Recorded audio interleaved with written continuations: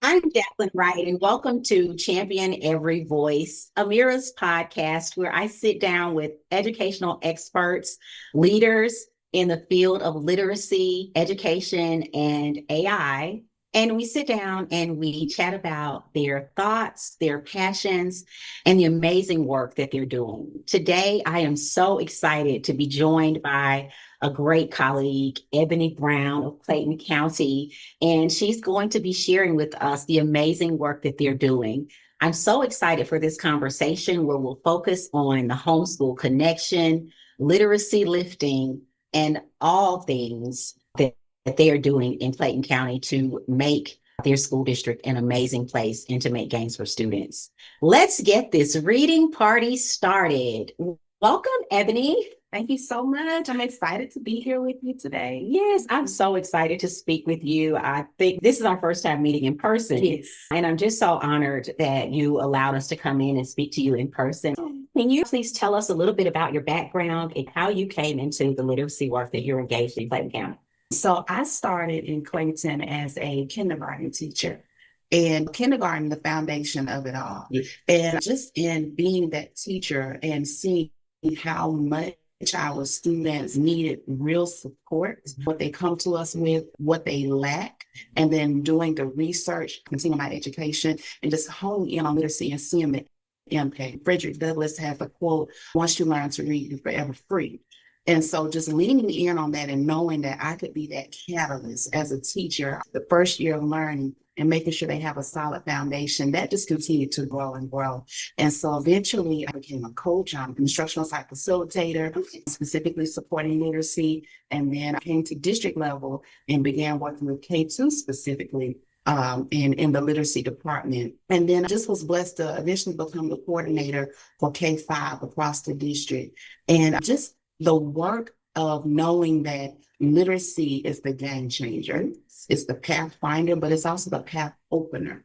And so the more that our children have a solid foundation in literacy, the better that they'll do. It's the gateway for all other things that they learn. So that's really what started me, was just being in the kindergarten groups and then just continuing to focus and hone in and learn more and being exposed to the science of reading. My school district has always done a phenomenal job before the buzz of the science of reading. We were definitely leaning into letters training, right? And just getting that deep understanding. And so having all of those things poured into me in my school district, it's really built me into what I like to call a literacy leader, a literacy lifter. Yes. Yes. I remember the last time we spoke, you mentioned that you considered yourself to be a literacy lifter. What does literacy lifting involve in your daily work that you're doing here? It's so multifaceted. The daily work, it does entail looking at the data, making sure that our scholars as well as our educators have the right curriculum, the right resources that they need. But then also, how are we building that bridge? Because we are one piece of a big puzzle. And so we have to think about our families. Our families, some may say marginalized, but what are they coming to us saying that they need? And then how are we connecting that need to be able to help them at home? What we do here in our 8-hour day is good work. But when they leave, how can we equip and empower our families to continue lifting literacy at home? It must start at home and continue. Yes. And so that's one of the beautiful things, is that our district has a broad focus, a really good focus starting in our early learning and then going all the way through our secondary. We try to make sure that our parents are equipped. So yes, it starts at home. They come to school, they receive great instruction. But then when they go back home, we have parent universities. And so our parent universities, they provide monthly opportunities for our parents to say, okay, I can do this at home. When we think about how Amira plays into that, we have our family reports. And actually where we're reporting at today at K-Pay School of the Arts, they were the first to invite us to come in and start a parent university where we were specifically talking about Amira and how you can support your child at home. How did your parents respond when you guys first brought up the idea of AI and Mira would be used to help support your students' reading journey? So overwhelmingly, parents were positive, right? We know that parents and just people have different ideas of AI, especially AI with their children. But one thing that our parents recognize is that this would help them. Okay. And what we were asking for, those 45 minutes weekly, that was not an overwhelming amount of screen time. So we were able to talk about Now, when baby comes home, how much time are they just playing these senseless games, and on the iPad, right? So can we carve out maybe 10 minutes a day at home for you to read a story? And guess what? That really supports parents who may have struggles in the area of reading themselves. Because sometimes you have parents who are reluctant to support because they don't know how to, or they have their own challenges. Or they had a bad experience of their own. Absolutely. School trauma. School trauma. It's real. real. It is. It is. And what this did was it not only the parent report provided them exactly what they could do at home, but then when they get on Amira, they know that once those headphones go on, we need you to just provide the conditions for success. And let Amira do the work, because Amira is going to give your child the story right where they're reading, right? And then also give those micro interventions. And what we have to do is we make sure we use terminologies that stick. So it's going to give you help. That's right. Right. On demand, on spot help. They're friendly, just going to give you help. And they embraced it so much. And especially when they can see, like they see and they hear, oh, my child is engaging back and forth. Oh, they're sounding it out. Oh, this is what they're reading it again. Oh, it sounds so much better. And so that then bursts them into now, when we say we're sending home books to build a personal library at home, they are more appreciative and they lend themselves more to, now that they've had this support here, now your child can come over here and pull a book from their personal library and you all can engage with it together. And especially now with the questions, modeling what parents can do when Amira is not doing her job. It's modeling what you can do at home. So it's building capacity in both. Love that you see Amira as a capacity builder, not just for the student to improve their reading, but also to help give parents the tools and resources and supports they need to help their child be successful. Are there any barriers that you can think of that you guys have overcome as far as lifting literacy in your school districts? What additional barriers besides the parenting, or maybe even some trepidation that you guys didn't have much of with changes to technology and advances in AI?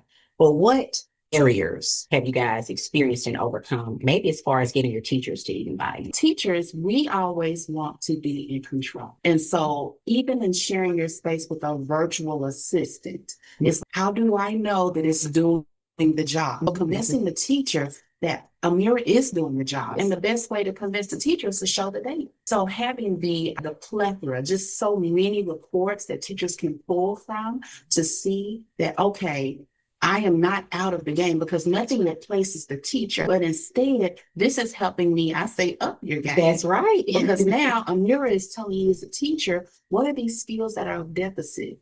Oh, that's the skill? Okay, guess what? Teacher, here is a mini lesson that you can do. Oh, guess what? All of these students have this same issue. We can group them together. Yes. So now teachers are seeing Amira as a tool to give them some time back, because it's helping them group their students, it's helping them form those mini lessons and provide that additional support. When teachers were able to, and let me not forget, teachers were also excited about being able to hear. Yes, that was one of my favorite ones, the progress monitoring report. Yeah. So now I can go and I can click on any story and I can see, I can listen and hear what it is exactly. Because sometimes you just want to hear it for yourself. And it's not stripping everything away from the teacher, but showing teachers how they can utilize Amira in collaboration in their classroom. I think another thing that we did in our district is we made sure that small group was a focus. And so we placed Amira inside of our small group time. So now we have that protected time where students are able to go in, and during the 45 minutes during small group, you can carve out how much time you're giving students to get on Amira. And then we talk about our early comers. They can get on it first thing in the morning, our early finishers, or in the afternoon. We can have a drop everything you read. And it may be a traditional book, but it may be pop out your Chromebook and let's do Amira, drop everything and read. So those things, those were some of the things that we've done.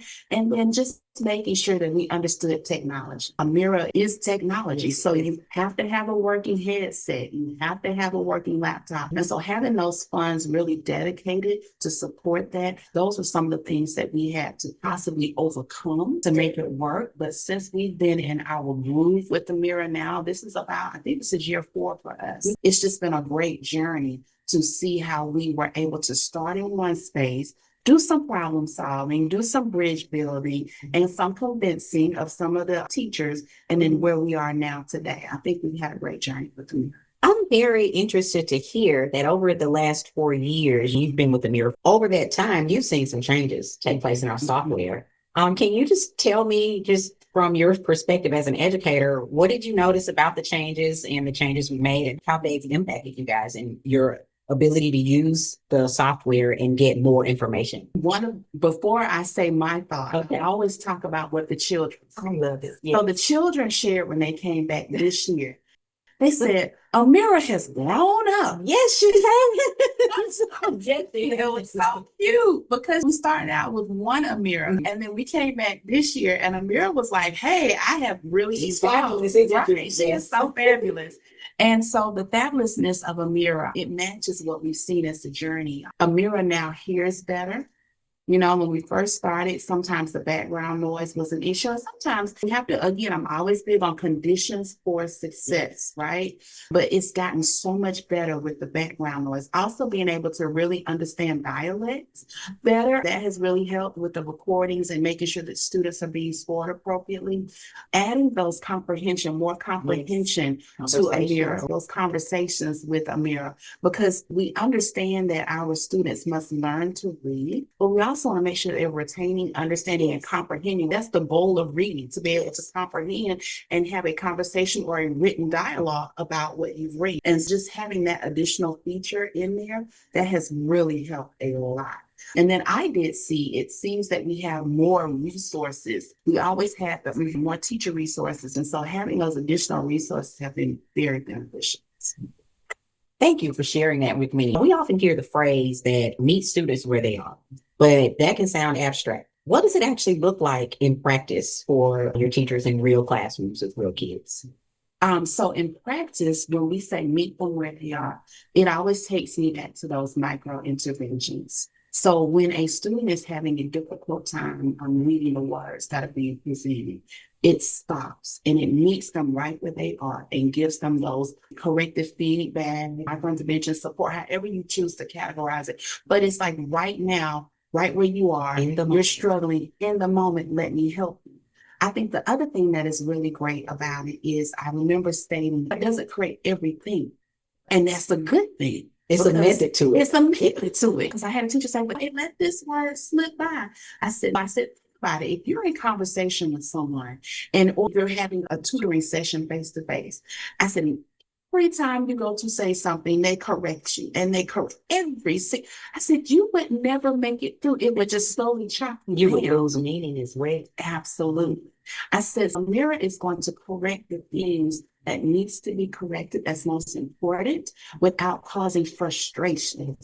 Because imagine sitting at the computer or reading a book and you already have a struggle. Our students are aware that they have a struggle. And so now I'm being told over and over, wrong. That's not what we want. We want to build them up. So the method is really a build up method, but still provides the just right support we need. That's right. She's looking for patterns in their miscues to determine the best next thing she can do to help. Yes. And she's looking at for that right moment to jump in. Data plays such a big role in schools today and in determining whether we're successful at schools. We want more students to read proficiently, but how do we humanize the data? Once those reports come out and your teachers have access to them, how does Clayton County and your school leaders, how are you guys humanizing the data and making sure that teachers understand that this is not just a number, this represents the lives of children that we can change if we do the right thing with literacy? Yes. One of our district leaders, he often says, put your personal children or any child that you're connected to, put their face on the faces that are looking at you in the classroom. And so when you do that, you realize that this is not just a number. This is not just a kid. This is someone who matters. And so letting our staff know that the data is beyond a number. These are real lives. And that if we don't get it right, we really do say it is a life or death situation. You're changing the life of the student. We also have phenomenal instructional coaches as well as instructional leaders, our assistant principals and our principals in the building.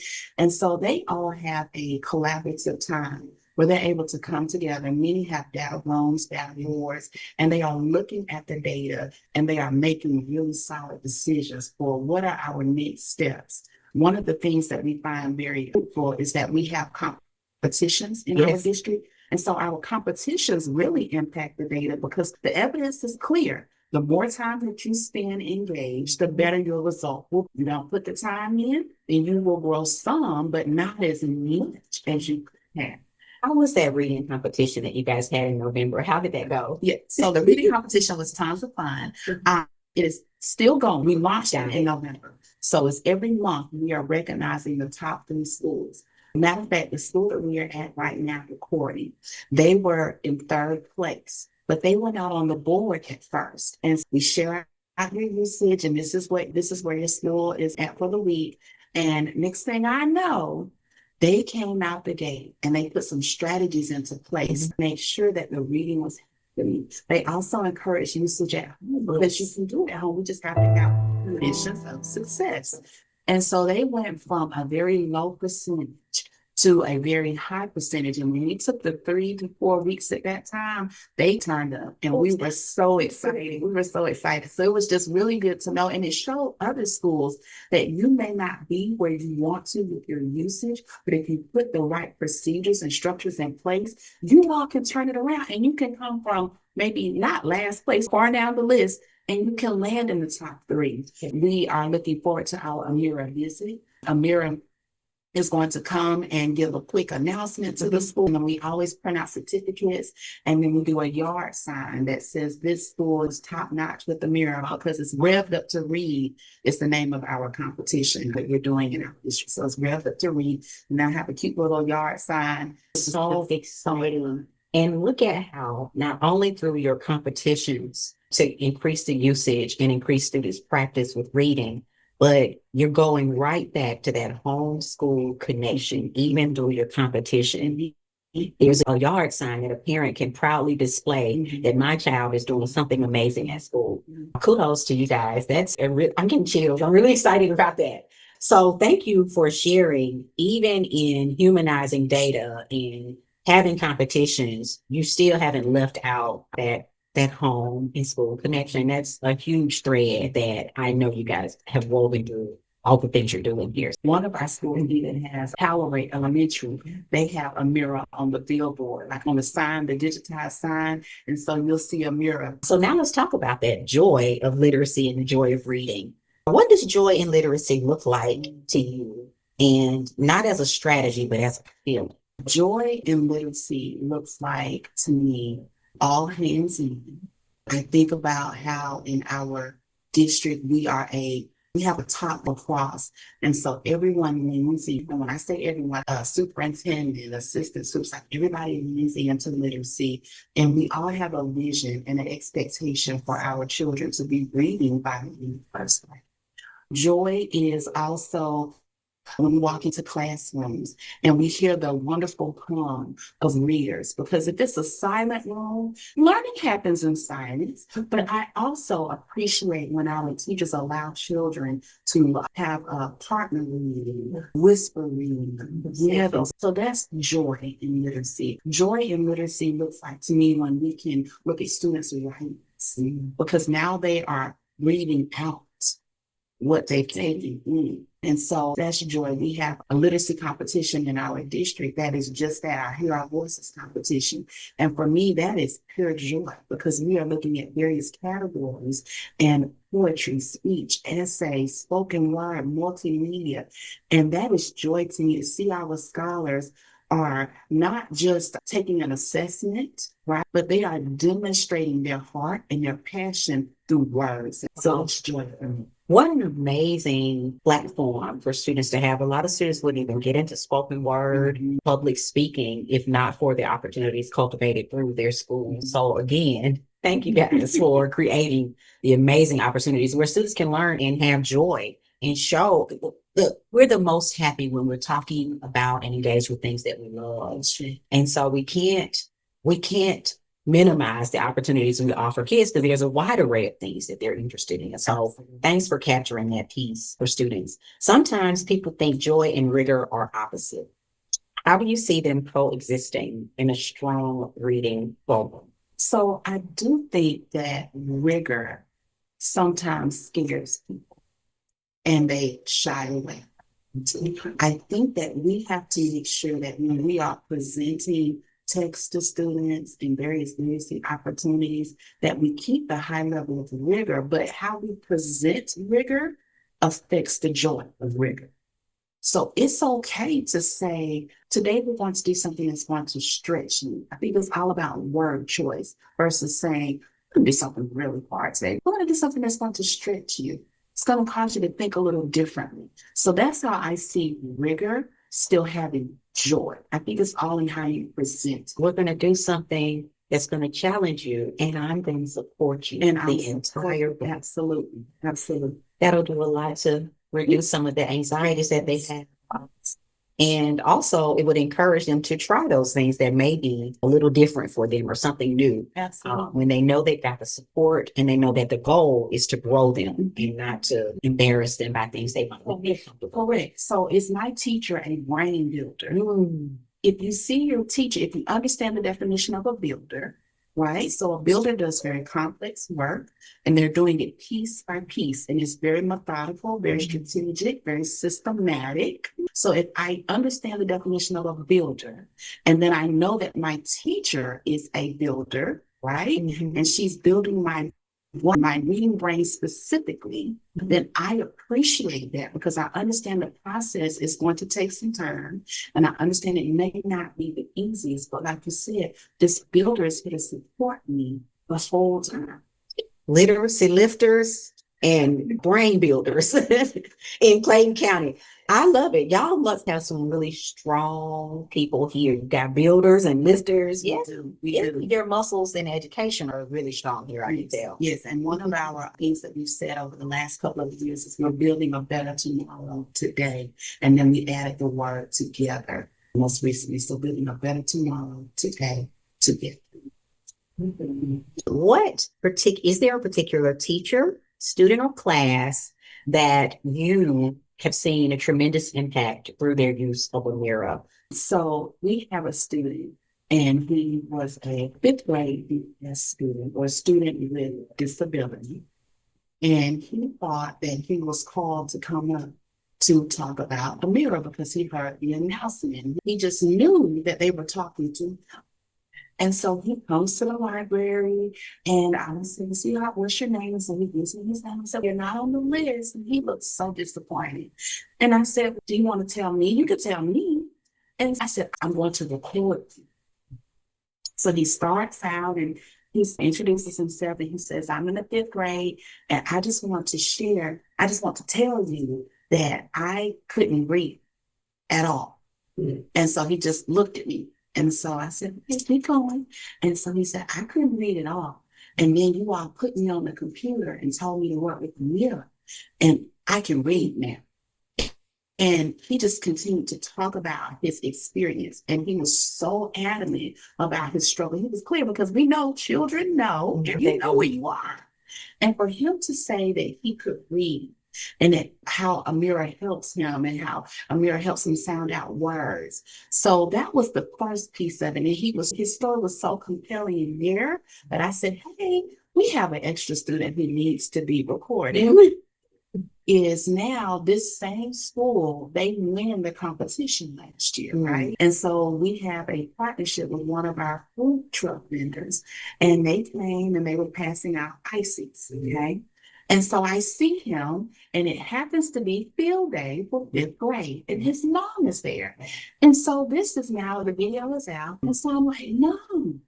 Did he tell you how good a job? I said, have you seen it? So I pull it up on my phone and she starts doing just that. It was more worse because she said to me, his self-esteem was starting to be affected because he was getting picked on, he was being laughed at. And it was not necessarily in class. When you get on the bus and you didn't do good, you don't know how to read. But after Amira walked in, provided that just right support, you lifted this baby up to know that you are capable. You just need the intensive support that you need, and you can do it. Yes. That has freed him. going back to once you learn how to read, you're forever free. I was thinking about that the whole time you were telling me that story, the quote you started with from Frederick Douglass, that reading is freedom. And I've talked to countless teachers through this platform. And when I ask them, what is reading? What is literacy to you? They all come back with the same answer that you started with and that you're ending with this baby. Reading is freedom.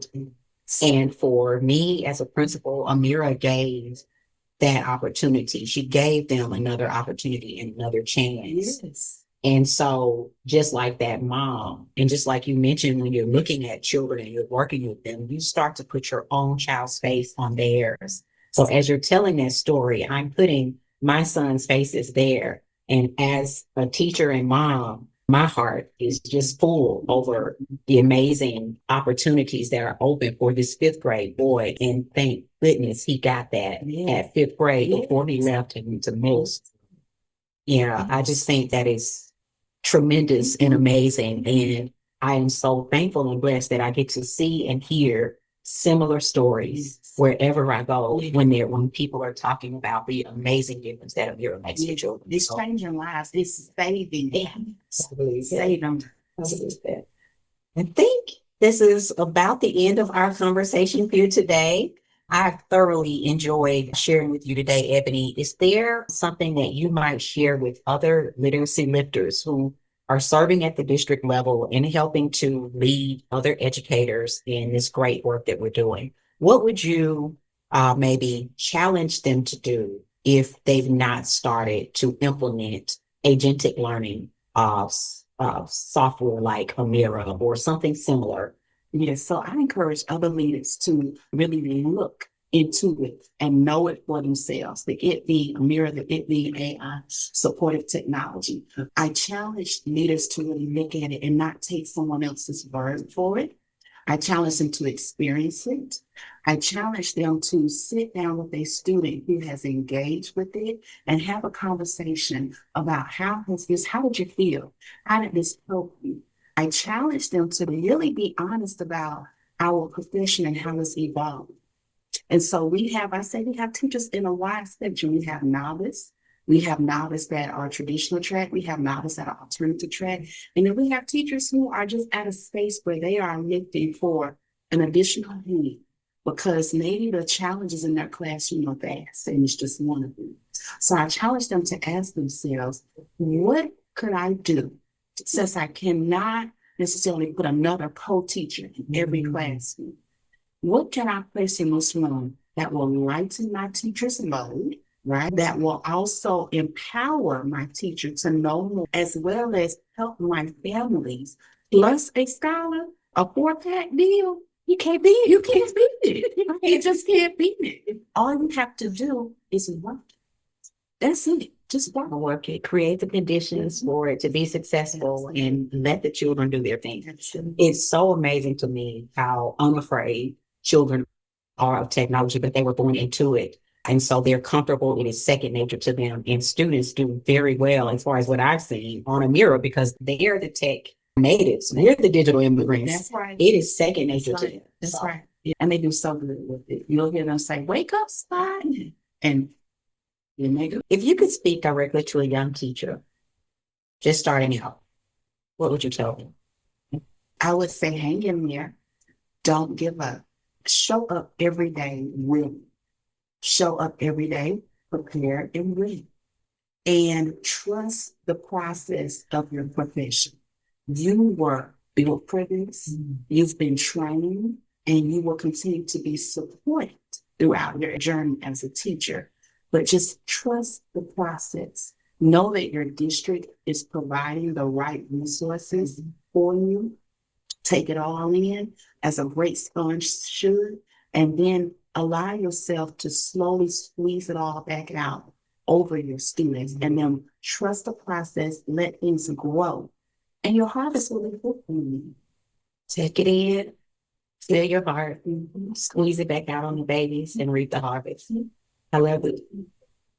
I would like for you to Give me your best, Amira. Let's get this reading party started. Here we are today, and we are excited. So let's get this reading party started. Woo-hoo! Thank you for joining me today, Ebony, and to our audience, thank you for joining us. We appreciate Ebony for sharing her heart and her passions, her insight, and her commitment to building and lifting literacy here in Clayton County.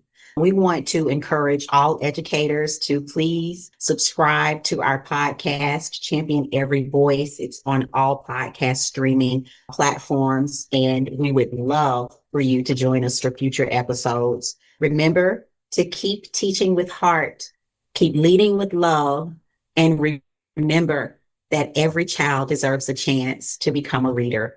Thank you. Thanks, Ebony. Thank you.